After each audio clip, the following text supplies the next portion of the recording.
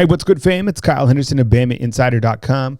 The media recently had an opportunity to hear from Mel Kiper Jr. of ESPN. In this interview that we're going to play, Mel Kiper talks about what he likes about Mac Jones overall, talks about potential landing spots for Jaylen Waddle, compares Jaylen Waddle versus DeVonta Smith, and closes out the interview talking about Alabama's perfect season in 2020. Enjoy this audio feed, and remember to catch more coverage of the Alabama Crimson Tide.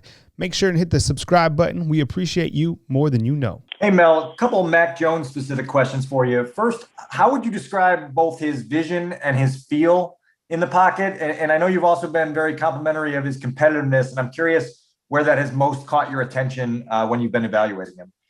Yeah, first of all, in terms of the feel and the instincts in the pocket and all that, I think it showed very well in the Ohio State game. They cut that game to a 14-point lead midway through the third quarter. He had a third down from his own 35-yard line, and he got pressured. He stepped up, moved around, and got the ball to Billingsley for a long run after catch. I think it took it down to at the time, it took it down, I believe, at that point to the Ohio State maybe 30, 35-yard line. And they were able to go in for that touchdown, and that pretty much put the game away. Went back to a 21-point lead. So Mac Jones isn't going to run. He's not going to beat you with his legs like Joe Burrow can, but he can slip and slide and feel pressure and move around in the pocket enough to buy time and get the ball and keep his vision down the field and get the ball to a receiving entity like he did there with the tight end Billingsley. Competitiveness, you see it, just the way he gets into the huddle, out of the huddle, the way his energy on the field. When things, he didn't have any bad plays, but whenever something went awry, you could see a team made a move. They were matching points like Ole Miss. He would just go out there and just boom, right back down the field. And people say, well, he had great talent around him. Well, he didn't have Waddle after October 24th. He didn't have Ruggs or Judy. They were both in the NFL. So, you look at him, even after Waddle got hurt, he didn't miss a beat. DeVonta Smith didn't miss a beat. So, I give him credit for that. I love his smarts. I love the way at the Senior Bowl when he got the play, he communicated it immediately and got out of the huddle quickly. I love all that.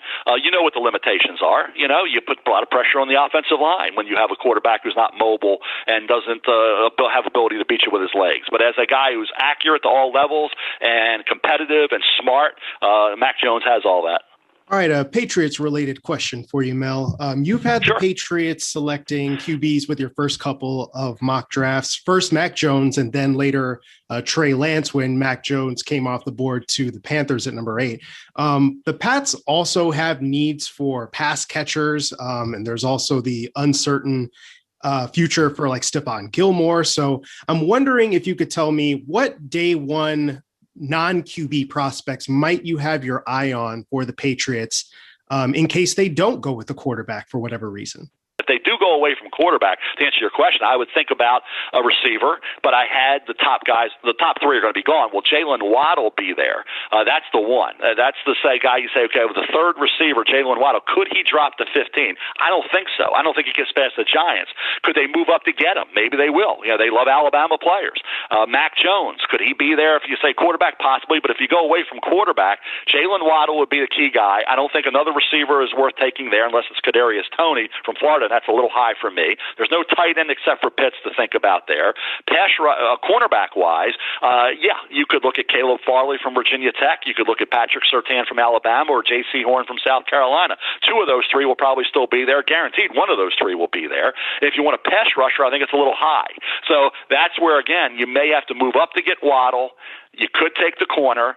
You could take a linebacker like Micah Parsons or Jeremiah Owusu-Koramoah from Notre Dame, but I do still believe that getting a quarterback via the draft or somehow, some way, they got to close that gap on Josh Allen and the Buffalo Bills. How big of a difference is it between the Eagles drafting DeVonta Smith versus Jaylen Waddle? In terms of Smith and Waddle, Smith, 50% of his catches inside, slot, 50% outside.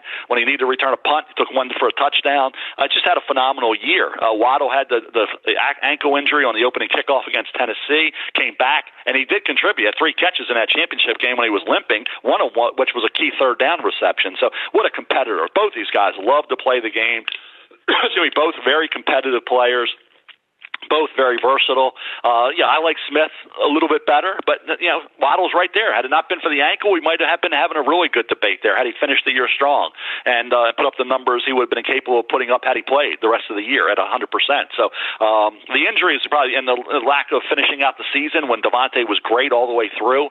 Ironically, DeVonta got hurt on a drop in that game where if he didn't double clutch that ball and would have caught it clean, he probably wouldn't have been hurt with the injury with the finger. So I'd give a slight edge to DeVonta over Jaylen Waddle, but both are going to be really good players. Mel, seems like every year we talk about the Alabama guys, and I'm wondering, outside of winning the national championship, if there's something different about this group from the Crimson Tide, and if Saban and Alabama has proven that they can handle adversity better than anybody else. That's a great. I was thinking about that when you were saying that because we had talked about that. The NFL, look at the way the NFL handled it. No canceled games. And got to a Super Bowl, finished the year. And you think about Alabama with that NFL approach, that professional approach that Nick and his staff have. And they kept everything together. These guys were in there to win it. They came back for a reason. Those guys, remember Clemson when they had the three defensive linemen all came back and they won a national title? They came back for a reason to win a national title, and they did it. Alabama guys came back for a reason to win a national title, and they did it. And they also improved their draft stock. So Nick can use this as a little bit of a teaching moment to other guys to say, hey, look what happened with DeVonta Smith, and look where he's going. Top group of the draft instead of the mid to late first. Look where Najee Harris is going to go. Not third or fourth round, but first or second round. So, again, the benefit of going back and having that, they're back on a mission and that professional approach and the great job that a Hall of Fame best coach ever in the history of the game, Nick Saban, has done, proved out more this year than probably any other.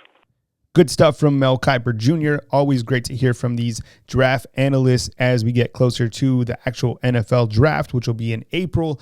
I want to hear from you inside the comment box. Do you think that Mac Jones will be a top 10 pick? I know you follow the Alabama Crimson Tide. What do you like about him compared to guys like Zach Wilson, Trey Lance, and Justin Fields? I think Mac Jones had an incredible season, clearly. Tons of talent around him.